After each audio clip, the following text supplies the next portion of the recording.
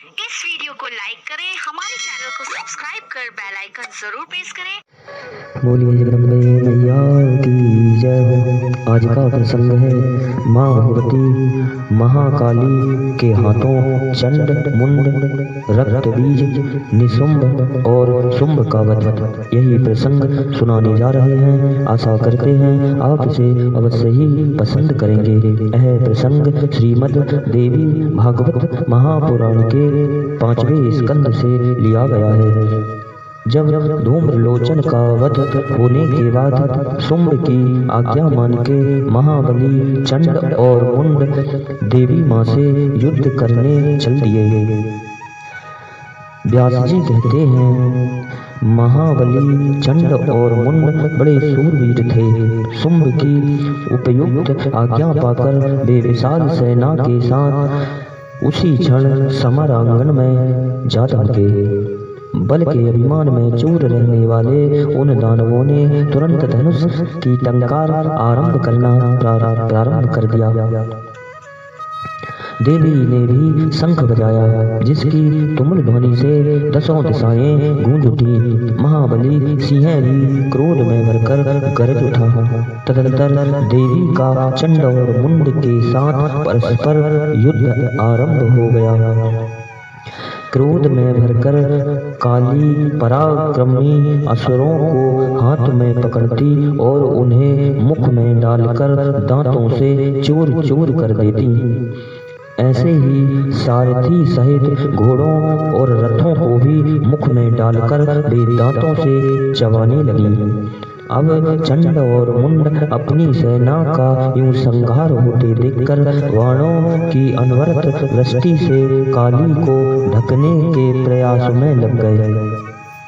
तीखे तीरों से काली ने चंड पर चोट की।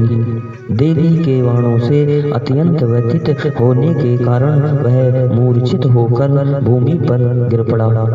अपने भाई को धराशायी देखकर मुंड का मन क्षुब्ध हो उठा। वह रोष में भरकर काली के ऊपर बाण बरसाने लगा। देवी ने अर्धचंद्राकार बाण से मुंड पर आघात किया। यद्यपि मुंड महान बलशाली था, फिर भी देवी के इस बाण की चोट को वह सह ना सका और तुरंत ही भूमि पर लेट गया। उस समय दानवी सेना में बड़े जोर से हाहाकार मच गया। कुछ ही देर में मूर्छा दूर होने पर चंड ने एक विशाल गदा दाहिने हाथ में उठाई और तुरंत उसे देवी पर उसने प्रहार किया। देवी ने चंड के गदाघात को रोक कर बाण पास का प्रयोग किया, जिससे वह दानव बंध गया। भाई को बंधा देख कवच पहने हुए मुंड हाथ में दृढ़ शक्ति लेकर आ गया। उसे देखकर देवी ने उसे भी बांधने की व्यवस्था कर दी। चंड और मुंड दोनों को गले में रस्सी डालकर लिए हुए हास्य विलास करती हुई माँ काली भगवती जगदम्बा के पास आई। चंड और मुंड काली के प्रयास से उपस्थित थे। उनकी ऐसी दीनहीन दशा थी मानो सियार हो। भगवती ने मधुर वचनों में काली से कहा, हे रणप्रिय, तुम बड़ी विदुषी हो। शीघ्र ही देवताओं का कार्य सिद्ध करना तुम्हारा परम कर्तव्य है। काली ने तलवार से चंड और मुंड के मस्तक काट डाले। तदनंतर वे आनंद में भरकर उनका रुधिर पीने लगी। जगदम्बा प्रसन्नता पूर्वक काली से कहने लगी, कालिके, तुमने देवताओं का महान कार्य सिद्ध किया है। जगत में तुम चामुंडा नाम से विख्यात हो जाओगी। तब व्यास जी कहते हैं, मरने से बचे हुए जो सैनिक थे भागकर अपने स्वामी शुंभ के सामने उपस्थित हुए और कहने लगे, हे महाराज, हमें बचाइए। अब काली सबको खा जाना चाहती है और उनका सिंह भी युद्ध भूमि में खड़ा होकर दानवों को निगले जा रहा है। दानवेश्वर शुंभ ने राक्षस प्रवर रक्त बीज को युद्ध भूमि में जाने की आज्ञा दी। तब रक्त बीज बोला, महाराज आपको कुछ चिंता नहीं करनी चाहिए, मैं उस स्त्री को मारकर आपके अधीन कर दूंगा। एक छोटी सी लड़की कौन बड़ी वस्तु है, मेरे द्वारा बलपूर्वक युद्ध में परास्त होने के पश्चात वह आपकी दासी होकर रहेगी। इस प्रकार कहकर राक्षस प्रवर रक्त बीज रथ पर चढ़कर चल पड़ा। विशाल सेना उसके साथ थी। वे तुरंत युद्ध भूमि में भगवती जगदम्बा के सामने आ पहुँचे और अपने तीखे तीरों से उन्होंने देवी पर चोट करना आरंभ कर दिया। अब कालिका हाथ में त्रिशूल गदा और शक्ति लेकर दानवों को मारती हुई विचरने लगी और दानव उनके ग्रास बनने लगे। महेश्वरी वृषभ पर बैठी हुई थी। उन्होंने अपने वेगशाली त्रिशूल से दानवों को मारकर धराशायी करना आरंभ कर दिया। वैष्णवी के चक्र और गदा के प्रहार से बहुत से दानव निष्प्राण हो गए। ऐन्द्री के वज्र की चोट से बहुतेरे दानव धरातल पर लेट गए। बाराही का सर्वांग क्रोध से तमतमा उठा था। उन्होंने अपने दाढ़ों से सैकड़ों दानवों को मार डाला।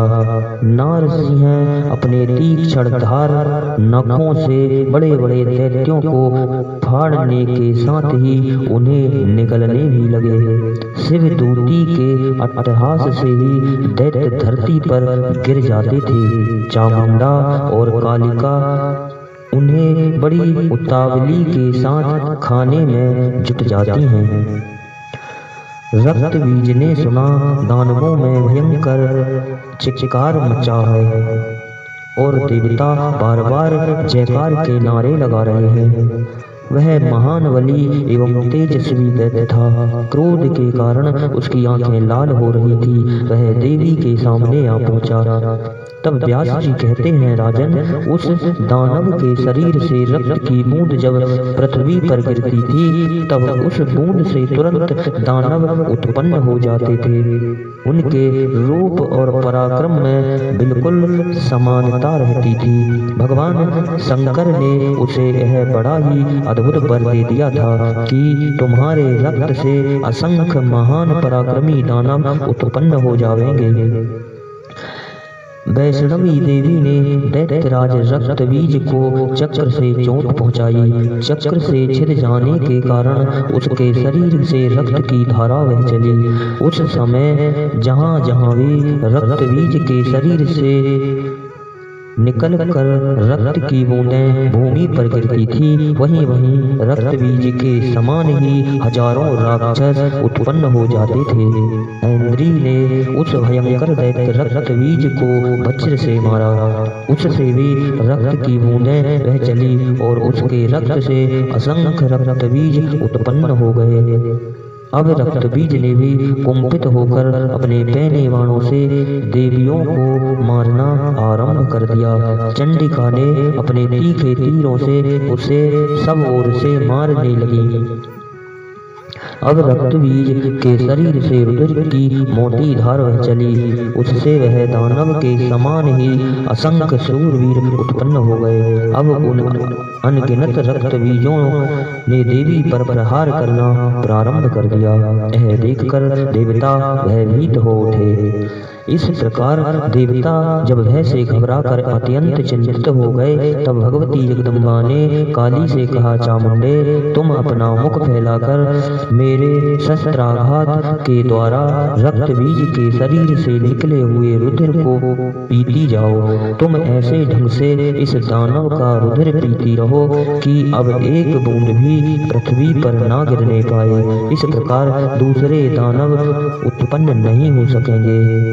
जगदम्बा ने तलवार और मूसल से रक्त बीज को मारना आरंभ किया और चंडिका उसके शरीर के कटे हुए अंगों के रुधिर को पीने लगी। उस दैत्य के रुधिर से उत्पन्न हुए अन्य जितने भी महाबली क्रूर रक्त बीज थे वे सभी गिरते गए और काली उन सबका रुधिर पीती गई। यूं संपूर्ण कृत्रिम रक्त बीज तुरंत ही चंडिका के कलेवा बन गए। जो असली रक्त बीज था वह भी भयानक चोट खाकर गिर पड़ा। तलवार की धार से उसके शरीर के भी टुकड़े टुकड़े हो गए। रक्त बीज महान भयंकर दानव था। उसके मर जाने पर युद्ध भूमि में दूसरे जितने दैत्य थे सब भागकर शुंभ के पास चले गए। रक्त बीज का मरण सुनकर निशुंभ बोला, मैं अभी जाता हूँ। वह दुष्टा काली मेरे हाथ काल का कलेवा बन जाएगी, फिर उस अंबिका को लेकर यहाँ आ जाऊंगा। इस प्रकार अपने बड़े भाई शुंभ से कहकर छोटा भाई निशुंभ कवच पहनकर एक विशाल रथ पर जा बैठा। उसने साथ में विशाल सेना भी ले ली। निशुंभ महान पराक्रमी योद्धा था। दैत्यराज शुंभ भी अपनी सेना के साथ युद्ध भूमि में गए। निशुंभ ने युद्ध स्थल में पहुंचकर अपना धनुष उठाया और भगवती जगदम्बिका के ऊपर बाण बरसाना आरंभ कर दिया। भगवती चंडी ने बाण उठाए और कानों तक खींचकर उनके द्वारा सामने खड़े हुए निशुंभ को ढक दिया। फिर दोनों में परस्पर अत्यंत भयंकर युद्ध होने लगा। बलवान अपने बालों को झाड़ता हुआ सैनिकों को इस प्रकार पकड़ रहा था जैसे हाथी गन्ने को पकड़ रहा हो। इस प्रकार सिंह दानवों को पकड़ रहा था। तब निशुंभ अपना सर्वोत्तम धनुष चढ़ाकर दौड़ा। उसी के साथ अन्य भी बहुत से प्रधान दैत्य रोष में आकर देवी के ऊपर टूट पड़े। उसी अवसर पर शुंभ भी सैनिकों के सहित सहसा वहां आ गया और कालिका पर वार करके भगवती जगदम्बा को पकड़ने के लिए आगे बढ़ा। निशुंभ तेज धार वाली तलवार लेकर दौड़ा। तलवार से सिंह से मस्तक को चोट पहुंचाई। तलवार से सिंह के मस्तक पर चोट पहुंचाई। उसने पैतरे बदलते हुए भवानी जगदम्बा पर भी वार करना आरंभ किया। तब देवी ने अपनी गदा से निशुंभ की तलवार के प्रहारों को रोककर फरसे से उसके कंधे पर आघात किया। उस महाअभिमानी दैत्य का कंधा तलवार से आहत हो गया। फिर उसने उसे पीड़ा को सहकर चंडिका पर शस्त्र चलाना चालू रखा। भीषण तलवार से भगवती चंडिका ने तुरंत निशुंभ के मस्तक को धड़ से अलग कर दिया। सेना में भीषण हाहाकार मच गया। हथियार फेंककर चित्कार करते हुए वे राजभवन पर जाकर ठहरे, क्योंकि इस बीच में शुंभ लौट गया था। शुंभ तुरंत रथ पर सवार हुआ और हिमालय पर्वत के लिए जहां भगवती जगदम्बा विराजमान थी चल दिया। भगवती जगदम्बा ने मधुर स्वर में कालिका से कहा, कालिके तुम इस दैत्य को युद्ध में मार डालो।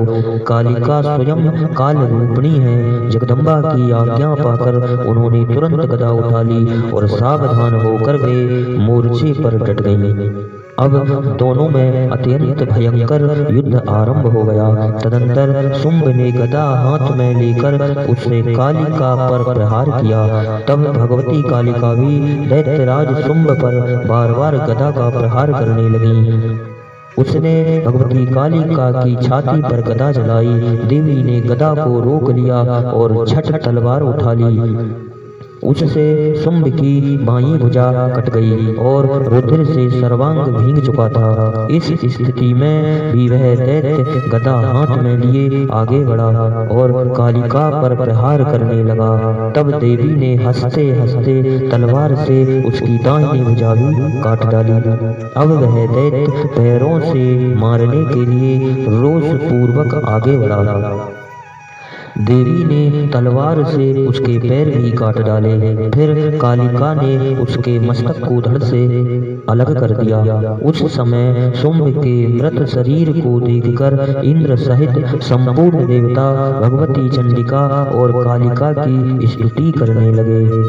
इस प्रकार चंड मुंड रक्तबीज निशुंभ और शुंभ का वध माने देवताओं को भय से मुक्त किया।